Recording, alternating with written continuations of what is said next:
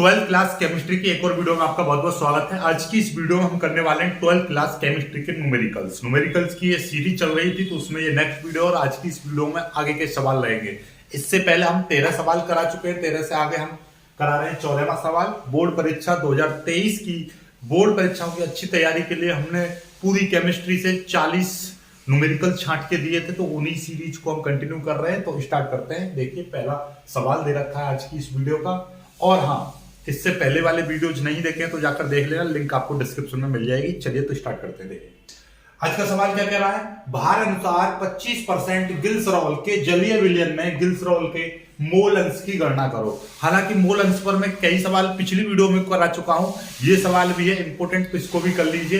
क्या कह रहा है, भार अनुसार 25% ग्लिसरॉल का एक विलयन दे रखा है, यानी जो विलयन जो दे रखा है आपका विलयन कितना दे रखा, मान लीजिए 100% है, तो उसमें 25% क्या है, ग्लिसरॉल है। तो ग्लिसरॉल कितना है, ग्लिसरॉल की जो मात्रा है उसमें कितनी है, 25 है। तो मैं मान ले रहा हूं 100% का मतलब मैं मान ले रहा हूं 100 ग्राम है, तो उसमें 25 ग्राम ये मिल गई ग्लिसरॉल। तो बाकी क्या बना, जल कितना बचा, जल आपका 75 ग्राम बचा, नहीं बचा भाई। एक जलीय विलयन बना हुआ है जिसमें जल और ग्लिसरॉल का जलीय विलयन है। ग्लिसरॉल जल में ग्लिसरॉल मिला दे तो ग्लिसरॉल का जलीय विलयन बन गया। 25% कहिए तो मतलब क्या है, 100 ग्राम में से 100 यूनिट यदि जलीय विलयन है तो उसमें 25 यूनिट क्या है, ग्लिसरॉल। तो मैंने ग्राम में मान ली, क्योंकि ये भार अनुसार कहा है, तो हमने मान ली 100 ग्राम थी उसकी मात्रा, तो 25 ग्राम ये, तो 75 ग्राम ये बचा। ओके, आगे बढ़ते हैं। बाकी कुछ नहीं, बस ग्लिसरॉल के मोल अंश की गणना करनी है। ग्लिसरॉल के मोल अंश की गणना करेंगे तो पहले आपके जल के मोलों की संख्या और ग्लिसरॉल के मोलों की संख्या निकालनी है। तो पहले ग्लिसरॉल के मोलों की संख्या निकालेंगे।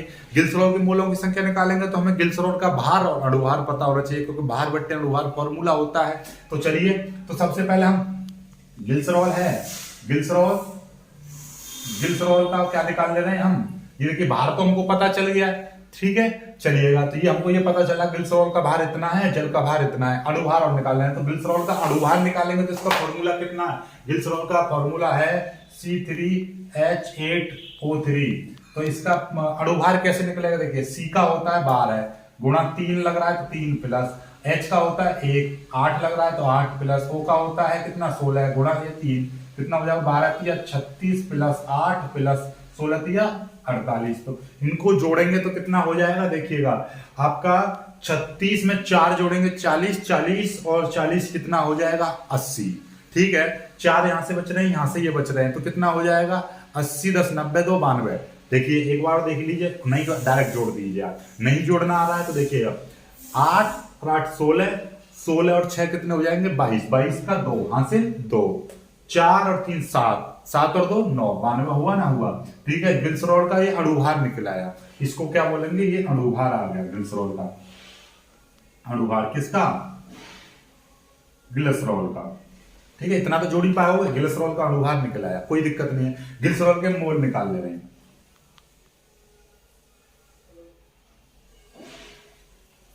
ग्लिसरॉल के मोल क्या हो जाएगा, भार बटे अणुभार। तो ग्लिसरॉल का भार कितना है, तो ग्लिसरॉल का भार कहां, ये रहा 25 ग्राम। अणुभार कितना है इसका, अणुभार है 92, कोई दिक्कत नहीं है। तो ये इतना ही लिख लीजिए, इसको मैं N1 मान ले रहा हूं, कोई दिक्कत नहीं है। ग्लिसरॉल का जो मोलों की संख्या है वो मैंने N1 मान ली, कोई दिक्कत नहीं है यहां तक। ऐसे अब जल का फॉर्मूला क्या होता है H2O, तो इसका अणुभार कितना हो जाएगा, जल का अणुभार H का 1 होता है 2 प्लस 16, कितना हो जाएगा 18।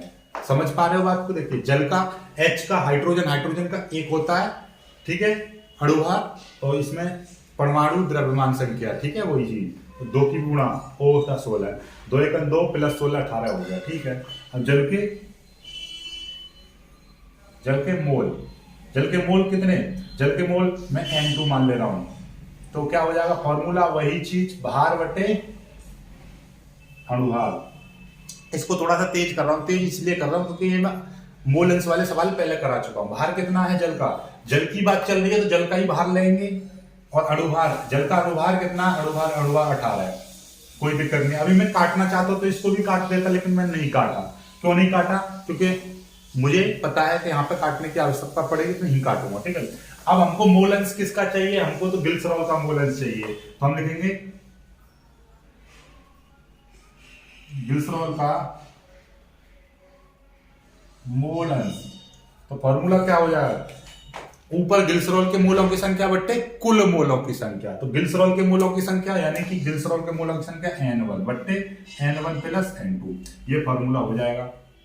चलिएगा, ग्लिसरॉल के मोलों की संख्या यानी कितनी थी, ग्लिसरॉल के मोलों की संख्या ये रही, कितना 25 बट्टे 92, N1 प्लस N2, तो 25 बट्टे 92 प्लस N2 की वैल्यू कितनी है 75 बट्टे 18, ठीक है। आप इसको सॉल्व करना है, इसको सॉल्व कैसे करते हैं हम, पता है आपको कुछ, देखिए ऊपर कितना है 25 बट्टे 92, बायोलॉजी वाले स्पेशली याद रखिएगा, इनको काट पीट करोगे तो आपको कई जगह गुणा भाग करनी पड़ जाएगी, नहीं केवल एक बार करना है। नीचे होता क्या इन सवालों में, एक बार देखो इसको मिटा दे रहा हूं, देखो आपको एक बार फिर से समझाता हूँ कि यहां से हम एलसीएम, या तो एलसीएम ले लो इनको, फिर उनको काटो, 2 से 92 काटो, 2 से 18 काटो, फिर इसी तरीके से काट काट के एलसीएम।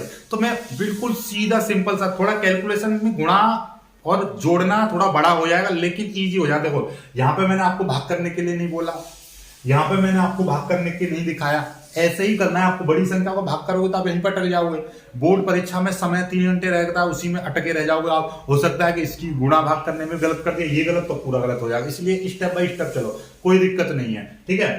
तो अब देखिएगा आपने क्या है, एलसीएम कैसे लोगे, देखिएगा इन दोनों के नीचे गुणा करके लिख दो कि 92 गुणा मैंने 18 लिख दिया, कोई दिक्कत वाली बात नहीं, हमेशा ये कटना ही कटना। 18 ही गुणा 25 में कर दो, 18 गुणा 25, देखिए प्लस 18 गुणा 25 में 92 गुणा 75 में, 92 गुणा 75, नीचे हमेशा दो संख्या आएंगी, दो संख्या दोनों संख्याओं की गुणा करके नीचे लिख देना है, और इसकी गुणा इसमें और इसकी गुणा इसमें, कुछ भी संख्या आ रही है, ठीक है। अब देखिएगा हमेशा और हमेशा नीचे वाली संख्या से एक संख्या जरूर ऊपर की कट जाएगी, क्योंकि यही संख्या तो आती है, यहीं से तो आती है ये वाली N1 की वैल्यू, N1 की वैल्यू वही रहती है और ऊपर भी N1 है, तो वो कटनी ही कटनी है एक, ठीक है। अब कितना बचा, ऊपर बचेगा 25, ठीक है, ऊपर कितना बचा 25 बचा, नीचे कितना बचेगा, नीचे देख लीजिए, नीचे आपका 18 पंजे, देखिए आपकी गुणा कर लीजिए, गुणा कर लोगे कितना हो जाएगा, 18 पंजे 90, 18 पंजे 90, 90 की 0 हासिल 9, 18 दूनी 36, 36 और 9, 36 और 9 कितने हो जाएंगे, 36 और 9 45, तो ये कितना आ गया प्लस। अब इसकी मल्टीप्लाई कर लीजिए, इसकी मल्टीप्लाई कर लीजिए तो कितना है आपका ये 75 गुणा 92, तो देखिए 2 पंजे 10, 2 से 14 15, ठीक है, 9 9 पंजे 45 का 5 हासिल 4, 9 63 63 64 65 66 67 67, कितना आ गया 0 5 10 की 0 हासिल 1 7 8 9 और 6, कितना आ गया 6900 बट्टे। अब नीचे कितना 18 बचा, ये नीचे वाला 18 ऊपर चला जाएगा, तो कितना आ जाएगा, नीचे वाला 18 ऊपर चला गया तो 25 गुणे 18, इनको जोड़ेंगे 6900 और प्लस 450, 0 5 9 4 13 का 3 हाथ से 1 6 7, तो कितना आ जाएगा 63, कितना आ जाएगा। अब देखिएगा हम इसको काट सकते हैं, 25 से इसको काट सकते हैं, कैसे काट सकते हैं, देखिएगा 73 50 में 25 का भाग कर लीजिए, कैसे 25 है 25 दूनी 50, कितने बचेंगे 3 7 में 2 23 बचेंगे, निकाल लेंगे 5, तो 25 अट्ठे 200, 200 बचेंगे कितने 35 बचेंगे, 200 9 बार चले जाएंगे, 25 90 225, 25 90 225, तो कितना बचेगा, यहाँ से 5 और 5 गए 0 और 2 में से 3 में से 2 गए तो 1 उतार लेंगे 0 और 25 चौके 100, तो ये अपने आप में कट जाएगा कितने बार 25 एकम 25 और ये कट गया 294, कितना आ गया 18 बट्टे 294। अब इसको आप 4 2 6 और 9 6 15, 3 से कट जाएगा, 3 6 18, 3 से इसको काट दो, 3 9 27, 2 बचे 3 8 24, ठीक है 6 बट्टे 98, फिर इसको काट दीजिए, 2 से काट दिए 2 3 6 और 2 चौक 8 2 18, इतने बार कट जाएगा, ठीक है, इतना आ गया। अब 3 में आप भाग कर लीजिए 49 का, 3 में आप भाग कर लेंगे 49 का तो आसान रहेगा, नहीं तो आप ऐसा करो सीधे सीधे आपका करो कि इसका देखिएगा, यहां से देखोगे ध्यान से तो इसको आप 50 मान लीजिए, 50 से सीधे 50 मान के आप भाग कर दीजिए, तो ना जाने की 0 पॉइंट लगाएंगे ये 0 हो जाएगा, फिर ना जाने की 0 ये 300 हो जाएंगे। 50 की कितने में भाग करेंगे इसमें हम 5 की 30 यानी कि 6 बार चला जाएगा, तो 0.06 इतना आ जाएगा लगभग, इतना लगभग आ जाएगा। उत्तर आ गया, ये उत्तर आ गया। जल्दी से कर लीजिए, बहुत जल्दी कर लीजिए, बहुत जल्दी इसको कर लीजिएगा, ठीक है, जल्दी से कर लीजिए, बहुत जल्दी इसको आप कर लीजिएगा। 0.06 आ जाएगा इसमें मोल ऑफ संख्या। देखिए ये 49 का मतलब 3 में यदि 49 का भाग करोगे या 3 में 50 का भाग करो, 50 का भाग करना बहुत आसान रहेगा, इसलिए हमने 50 का भाग कर दिया, कोई दिक्कत नहीं है, ठीक है। ऐसी संख्याओं में नीचे 49 आ जाए, 99 आ जाए तो 100 का भाग कर लीजिए, 59 आ जाए तो 60 का भाग कर लीजिए, तो उसमें जीरो का क्या होता है, जल्दी से आसान भाग हो जाता है। इस तरीके से कर लेंगे हम, जल्दी से कर लीजिए, इसको स्क्रीनशॉट ले लीजिए, फिर आगे सवाल बताते हैं। चलिए अब आ जाते हैं अपने नेक्स्ट सवाल पर। नेक्स्ट सवाल बहुत ही ज्यादा इंटरेस्टिंग सवाल है, देखिएगा क्या कह रहा है। ग्लूकोज का एक जलीय विलयन 10% W/W है। W/W का मतलब वेट बाई वेट, यानी कि भार अपॉन भार है। विलयन की मोललता तथा विलयन में प्रत्येक घटक का मोल अंश ज्ञात करो। मोल अंश यानी कि प्रत्येक घटक का मोल अंश ज्ञात कराना है, और आपका विलयन का क्या पूछिए, मोललता पूछिए। यदि विलयन का घनत्व 1.2 ग्राम मिली इनवर्स हो तो विलयन की मोलरता, विलयन की मोलरता ज्ञात करो। यहां पे मोलरता, यहां पे मोललता, मोललता, मोलरता और मोलंश तीनों चीज पूछी है आपसे। कोई दिक्कत वाली बात नहीं है, सॉल्व करते हैं, बहुत ही प्यारा तरीके से सॉल्व करेंगे। ये थोड़ा सा हमने समय बचाने के लिए थोड़ी चीज लिख दी है जो चीज आपको पता है, बाकी सॉल्यूशन कराऊंगा ही मैं, ठीक है। देखिए सवाल का पहले समझिए। ग्लूकोज का एक जलीय विलयन है, वो भी 10% W/W, यानी कि ग्लूकोज विलयन कैसा दे रखा है, 10%, वो भी W/W का। इसका अर्थ क्या हो गया, सिंपल सी बात ये है कि भैया 10% का मतलब ये हो गया कि यदि 100 ग्राम विलयन है तो उसमें 10% यानी 10 ग्राम क्या है, ग्लूकोज है। तो मतलब 10% W/W का अर्थ हो गया, तो ये विलयन आपका 100 ग्राम है तो उसमें 10 ग्राम क्या हो जाएगा, आपका ग्लूकोज हो जाएगा। समझ में आ गई। ग्राम ही क्यों लिया, क्योंकि ये भार बट्टे भार बोला, यानी कि W/W बोला, इसलिए हमने यहाँ पर क्या ले लिया, ग्राम ले लिया। तो 10% ग्लूकोज विलयन का मतलब हो गया कि भैया 100 ग्राम विलयन में 10 ग्राम आपका ग्लूकोज की मात्रा उपस्थित है। चलिए हो गया।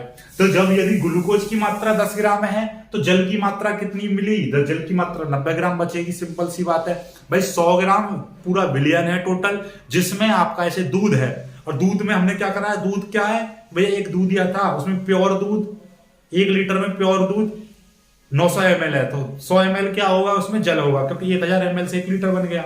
उसी तरीके से यहाँ पे 10 ग्राम ग्लूकोज है तो 90 ग्राम क्या बचा, जल बचा, ठीक है। अब इसमें एक चीज और दे रखी है, घनत्व दे रखा है। घनत्व कितना दे रखा है, देखिएगा, घनत्व इतना दे रखा है, ये कितना दे रखा है घनत्व, 1.2 ग्राम प्रति ml, 1.2 ग्राम प्रति ml या ml इनवर्स, बात एक ही है।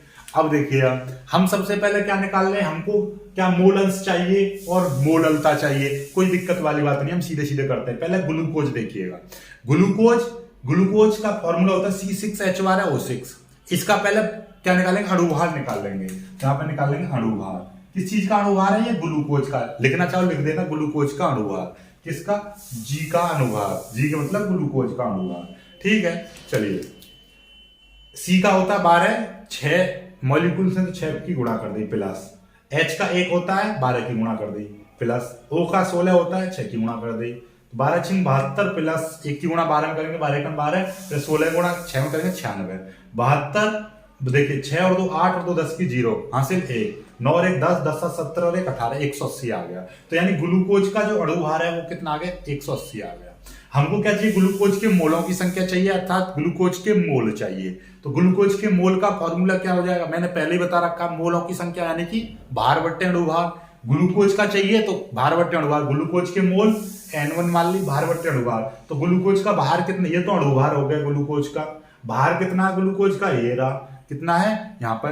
तो कुल मिलाकर मतलब भार, तो भार कितना 10, अणुभार कितना 180, 0 से 0 बटे 1/8। तो ये ग्लूकोज यानी कि जी के अणु निकले आए, जी के क्या निकला है, मोल निकले आए, यानी ग्लूकोज के मोलों की संख्या इतनी आ गई।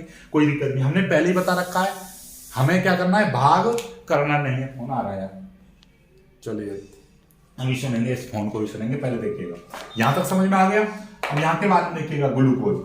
अब जल की बात चल रही है, अब जल ले रहे हैं, क्योंकि हम जल के भी तो मोलों की संख्या निकालेंगे, प्रत्येक घटक, ठीक है। तो जल का सूत्र ये हो गया, अणुभार निकालेंगे तो H 1 गुणा 2 प्लस O का 16, तो 1 2 1 2 प्लस 16 18। ये तो तुम्हें याद होनी चाहिए, नॉर्मली जल का अणुभार कितना 18 होता है। ठीक है, चलिए जल के मोलों की संख्या हमने N2 मान ली, क्योंकि ग्लूकोज के मोलों की संख्या N1 है, जल के मोलों की संख्या हमने N2 मान ली। फॉर्मूला वही रहेगा, भार बट्टे अणुभार, यानी कि जल के मोलों की संख्या मतलब जल का भार बट्टे जल का अणुभार, जल का भार बट्टे जल का अणुभार। जल का भार कितना था, जल का भार 90,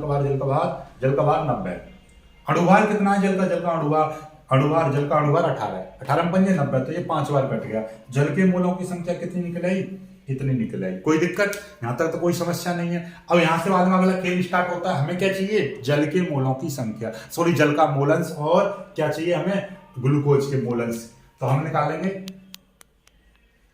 ग्लूकोज का मोल प्रवास या मोल अंश, तो क्या हो जाएगा, ग्लूकोज के मोलों की संख्या बट्टे कुल मोलों की संख्या। तो ग्लूकोज के मोलों की संख्या कितनी है, ग्लूकोज के मोलों की संख्या N1, तो N1 अपॉन कुल मोलों की संख्या N1 प्लस N2, तो क्या हो जाएगा, N1 की वैल्यू 1/18 है, तो 1/18 प्लस 5 का मतलब क्या हो जाएगा, 5 का मतलब 5/1 भी लिख सकते हैं, कोई समस्या नहीं है, 5/1। ठीक है, बायोलॉजी वालों के लिए। और मैंने पहले ही बता रखा है आपको, ऊपर कितना है, ऊपर आपका 1/18 है, नीचे आप 18 एलसीएम ले लोगे तो 1 प्लस 18 की मल्टीप्लाई 5 में करो, 18 में 90। इतना तो समझ ही रहे हो, इतना तो आप समझ गए, सिंपल सी बात है। जब कुछ भी नीचे ना रहे तो इसको नीचे रखिए, इसकी मल्टीप्लाई इसमें कर दीजिए बस, 18 में 90, तो 1 प्लस 90 आ गया। 18 से 18 कटेगा कितना आ गया, 1 बट्टे कितना हो जाएगा, 90 91, इतना आ गया। ठीक है, कोई दिक्कत कोई समस्या नहीं है। अब इसको यहाँ पे क्या करना है आपको, यहाँ पे आपको इसको क्या करना है, सॉल्व करना है। सॉल्व करने की शॉर्ट ट्रिक में आपको समझा देगा।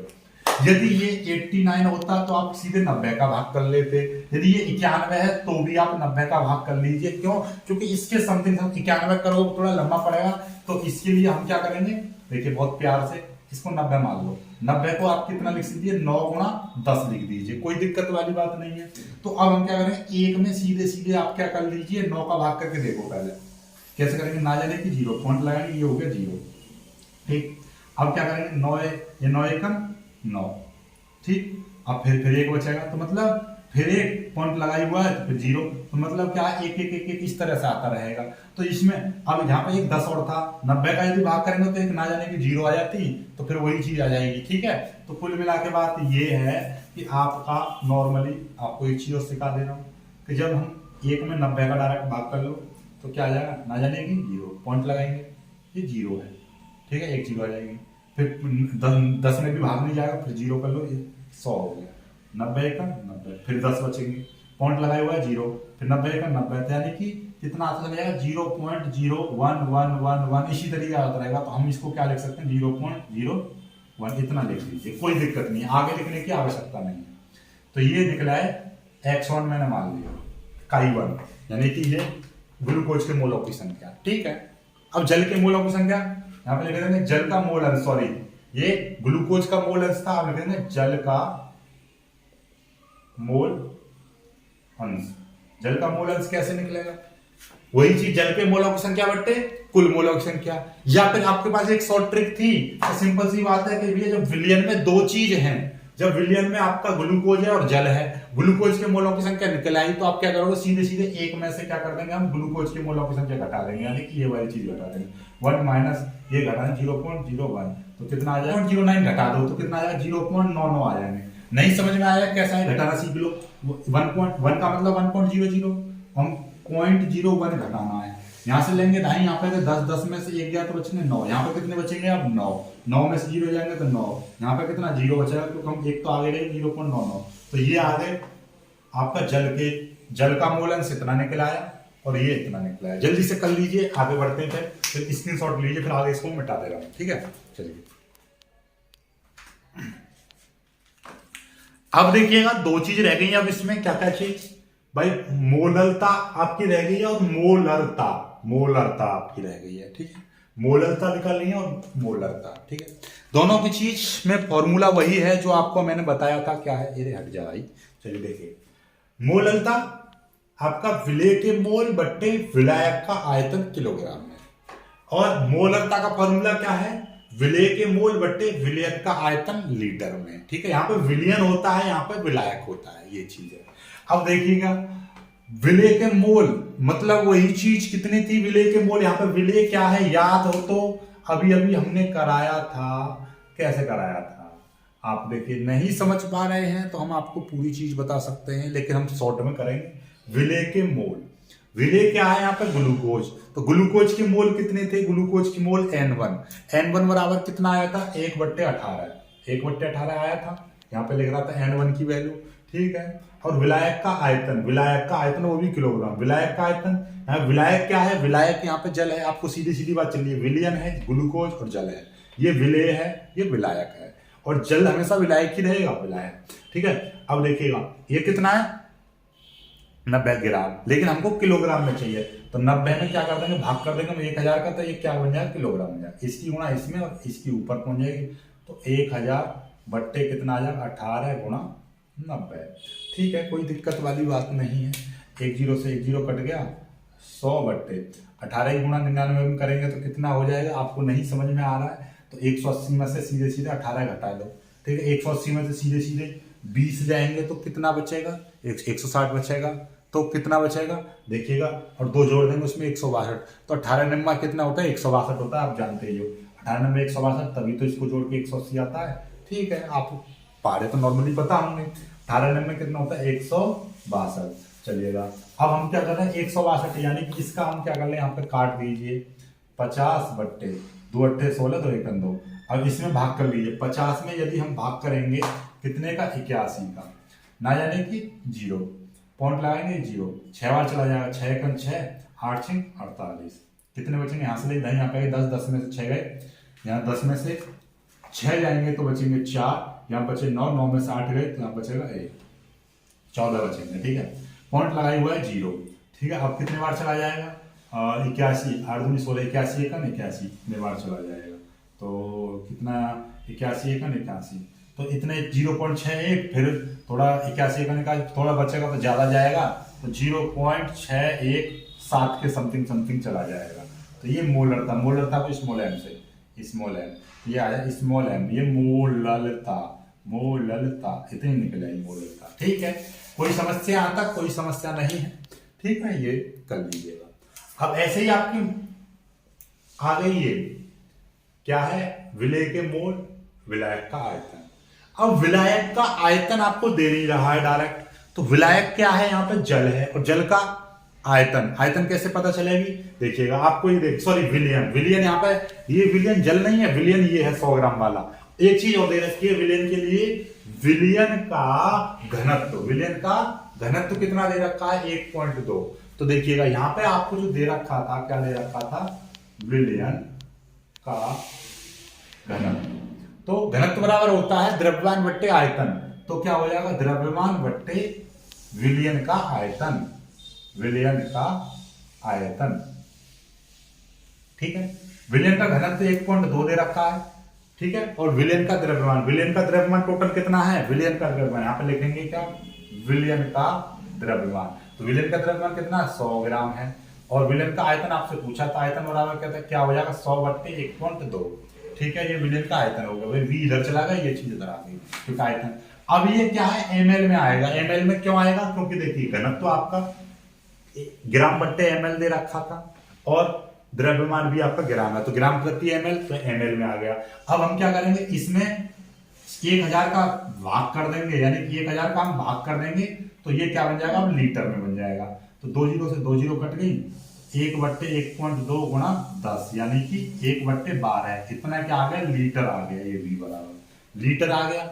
हमको तो क्या चाहिए, हमको तो यहाँ पर मोलरता चाहिए, तो मोलरता, मोलरता का फॉर्मूला क्या मोलरता, मोलरता बराबर विलेय के मोल, विलेय के मोल कितने थे वही चीज 1/18, और विलायक का आयतन, विलायक का आयतन ग्राम 1/12, इसकी मल्टीप्लाई इसमें, इसकी मल्टीप्लाई इसमें, तो 12/18, 6 से काट देंगे, 6 दूनी 12 और 6 तिया 18, इसको इसमें भाग करेंगे तो कितने बार चला जाएगा देखिएगा, 2 में भाग करेंगे तो 2 में भाग कर दीजिए 3 का, 3 की ना जाने 0 पॉइंट लगाएंगे 0, 3 6 18, इसी तरीके से चला जाएगा 0.66666 इसी तरीके, तो 0.67 लिख दीजिए, ये कितना आ गया इतने एम, ये मोलरता आ गई 0.67, और ये इतना 0.6, ठीक है। समझ में आ गई बात, चलिएगा बहुत जल्दी आप कर लीजिएगा इसको, बहुत ही प्यारा सवाल है, बहुत ही इंटरेस्टिंग सवाल है, जल्दी से कर लीजिए, इसमें सारी चीज समझ में आ गई होगी। देखो जो चीज नहीं समझ में आए उसको वीडियो को पीछे करना, एक बार देखना समझ में आ जाएगा, नहीं समझ में आए तो कमेंट करना, अगली वीडियो में आपको समझा दिया जाएगा, लेकिन उम्मीद करता हूं कि आपको सारी चीज समझ में आ गई होंगी, ठीक है।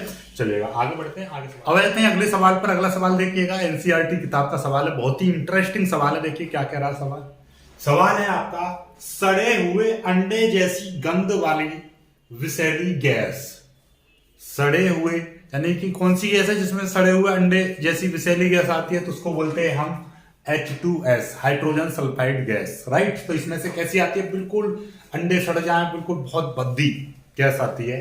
तो देखिएगा, सड़े हुए अंडे जैसी गंध वाली विषैली गैस H2S गुणात्मक विश्लेषण में उपयोग की जाती है यदि H2S गैस की जल में STP यानी कि सिंपल टेम्परेचर एंड प्रेशर, मतलब ये साधारण ताप और दाब पर विलेयता 0.195 मोलल हो तो हेनरी स्थिरांक यानी कि हेनरी कोफिशिएंट यानी कि हेनरी स्थिरांक की गणना करो या हेनरी नियतांक की गणना करो।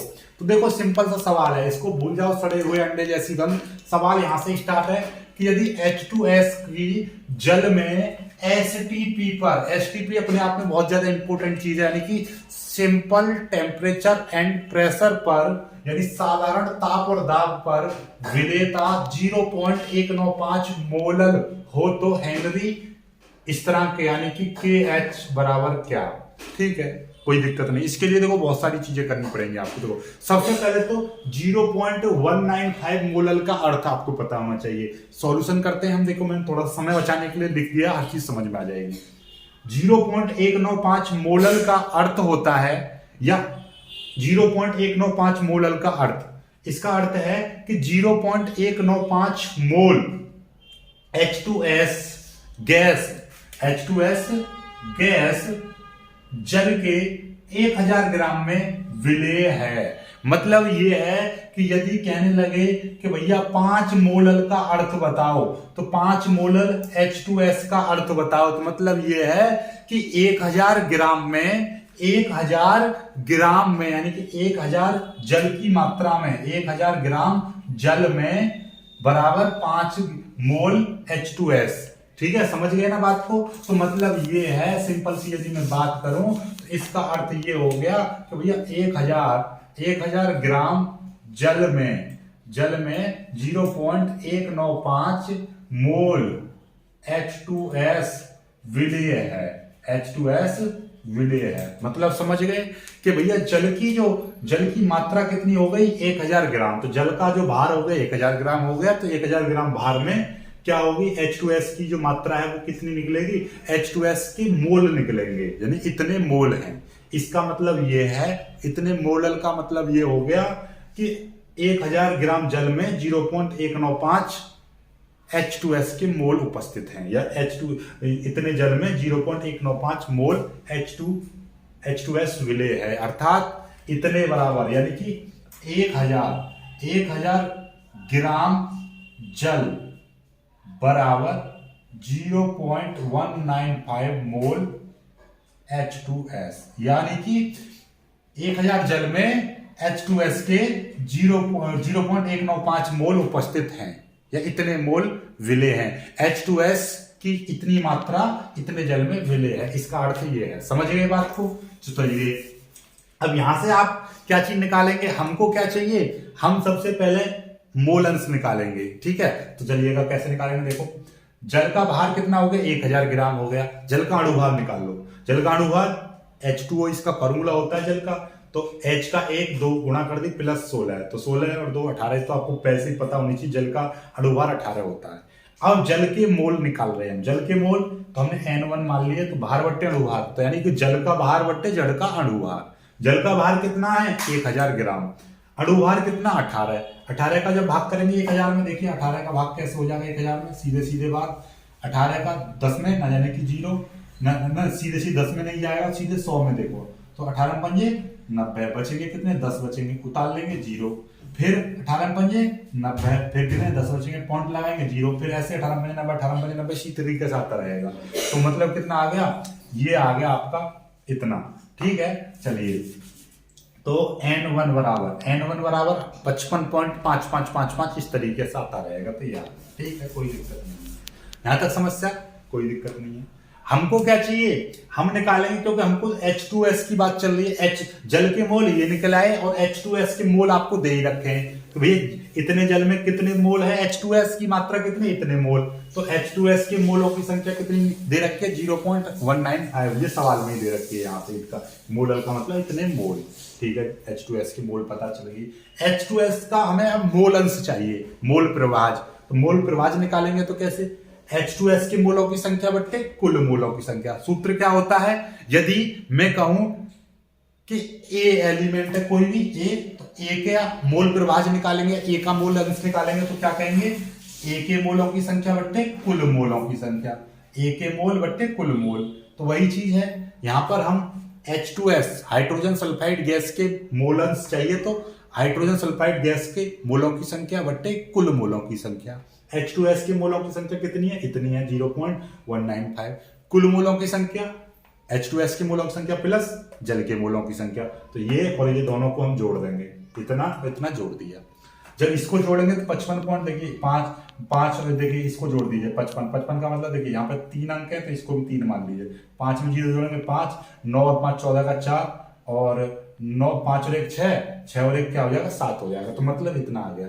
जब इसमें आप भाग कर लीजिए, 5 से काट दोगे, भाग करोगे तो कितना आ जाएगा, 0.0035 आ गया। आपको डायरेक्टली में भाग करना सिखाऊं, देखिए नॉर्मली आप ऐसा करिए, आपको क्या करना है, ये है आपका कितना 1.95, ठीक है, ये देखिए 0.195 है, नीचे कितना है 55.745, ठीक है, कोई दिक्कत नहीं है। अब आपको क्या दिखाई दे रहा है, यदि मैं यहां से सीधे सीधे इसमें क्या करूं, यदि आप ऐसा समझिएगा, यदि मैं यहां से ही डायरेक्टली इसमें क्या करूं, इसको ये 55 है, 55 की जगह पे 5.5 कहूंगा, 5 में 1 जोड़ दूंगा 6 हो जाएगा। लगभग आप 6 का भाग कर लीजिए, 155 को लगभग आप 200 मान के चलिए, और इसमें आप भाग कर लीजिए 6 का यदि भाग करोगे 6 3 18, फिर 2 बच जाएंगे, फिर 6 3 18, इसी तरीके चलाया 6.33 इस तरीके तो 0 और 2 का हम मतलब नीचे भाग कर देंगे, 2 अंक बाद पॉइंट लगा देंगे तो 2 अंक 2 जीरो लगा देंगे, 0.35 इस तरीके। डायरेक्टली आप भाग कर सकते हो, डायरेक्ट आप भाग कर लेना, 5 से काट के आप नॉर्मली भाग हो जाएगा। ठीक है, चलिए भाग करना नहीं आता है बायोलॉजी वाले स्टूडेंट, कोई दिक्कत नहीं है, मैं कैलकुलेशन की एक वीडियो बताता हूँ जिसमें कैलकुलेशन करना भी आपको सिखा दूंगा, घबराओ बिल्कुल भी नहीं। ठीक है, चलिए आगे देखिएगा, सार्थक अंकों में ले जाएंगे हम, 1 अंक पॉइंट को ले जाएंगे और इसको 1 अंक पीछे ले जाएंगे, तो ये कितना हो जाएगा वो आपको हम सिखा देंगे। ठीक है, चिंता ना करो, ठीक चलेगा। सीधे सीधे आप 55 का भी भाग कर सकते हो, 200 में भाग कर लीजिए, 55 का देख लीजिए, उससे ही हो जाएगा। ठीक है, कोई दिक्कत नहीं। ठीक, आगे ये यहां तक समझ में आ गया। आगे हमको क्या चाहिए, हमको तो एसटीपी पर हेनरी का स्थिरांक चाहिए। तो एसटीपी पर हेनरी का स्थिरांक का फॉर्मूला होता है, हेनरी का स्थिरांक बराबर क्या होता है फॉर्मूला, एसटीपी पर चल रही है बात, तो एसटीपी पर यानी साधारण दाब और ताप पर H2S का आंशिक दाब बट्टे H2S के मोलों की संख्या, या सॉरी मोल अंश, H2S का आंशिक दाब बट्टे H2S का मोल अंश। ठीक है, कोई दिक्कत नहीं। तो H2S का आंशिक दाब बटे ये, तो साधारण ताप और दाब पर H2S का आंशिक दाब कितना होता है 0.987 बार, ये याद कर लेना, इतने बार। ये दाब का क्या है, दाब का मात्रक होता है, इतने ATM है, इतने बार। तो इसका दाब, साधारण ताप और दाब पर हाइड्रोजन सल्फाइड गैस का आंशिक दाब 0.987 बार होता है, ये याद कर लीजिए। ठीक है, जिस तरीके से स्मॉल g का मान 9.8 या कभी कभी 10 लगा देते हैं, तो वही चीज यहाँ पर है, इसका मान ये होता है साधारण ताप और दाब पर। ये सवाल में आपको दे रखा होगा साइड में कहीं पर कि साधारण एसटीपी पर H2S का आंशिक दाब इतना। ठीक है, H2S क्या मोलेंस, H2S का मोलेंस ये आ गया। इसका इसका सीधे सीधे देखिएगा, ये है आपको यहाँ पर दिखाई दे रहा, इसमें 1 2 3 4 ऊपर भी 4 मान लीजिए, पॉइंट से पॉइंट हटा लीजिए तो कितना आ जाएगा 9 8 7 0 बट्टे 35। 35 का सीधे सीधे यहाँ से आप क्या कर दीजिए, 5 से इसको काट दीजिए, 5 से काट देंगे तो कितने बार कट जाएगा, 5 5 एकन 5, यहाँ बचेंगे 4, 5 9 45 बचेंगे 3, 5 7 35 बचेंगे, 5 7 35 और बचेंगे कितने 2, और 5 के 20 और ये 5 7 35। अब देखिए 1974 में आप भाग कर लीजिए 7 का, तो 7 7 दूनी 14 बचेंगे कितने, 9 में 5 निकाल लेंगे 7, तो 7 8 56, 7 8 56 बचेंगे कितने 1 उतार लेंगे 4 और 7 दूनी 14, ये कट गया, 282 आ गया। ऐसे आप भाग भी कर लोगे, ऐसे इसी में भाग कर गुणा भाग कर लेना, कोई दिक्कत नहीं, आपको सारी चीज बता रहा हूँ, जो चीज नहीं समझ में आए वो कर लेना, डायरेक्टली आप भाग भी कर सकते हो। तो ये हमने बताया था ना 98 70 बट्टे 35 इतना आ गया। चलिए इसमें जब इसका भाग करेंगे तो ये आ जाएगा, ठीक है कोई दिक्कत नहीं, यहाँ तक समझ में आ गया, चलिएगा ये आ गया। चलो आगे की वीडियो करते हैं, सवाल को अगले सवाल को करते हैं। चलिए आज की वीडियो इतना ही करते हैं क्योंकि वीडियो बहुत लंबा हो जाएगा। वीडियो को लाइक करना, अपने दोस्तों के साथ शेयर करना और चैनल को सब्सक्राइब जरूर कर लेना। मिलेंगे कुछ सी वीडियो में, तब तक के लिए बाय बाय, जय हिंद।